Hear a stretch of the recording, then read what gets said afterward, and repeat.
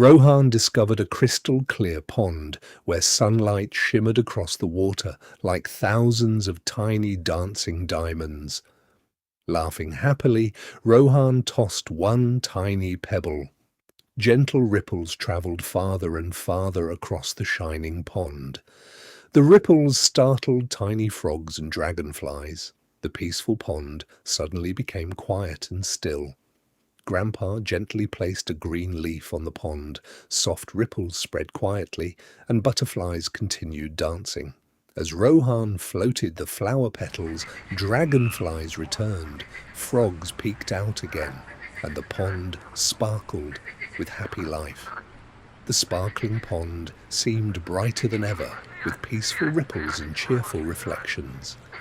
Together they walked home, knowing that every gentle choice sends gentle ripples into the world.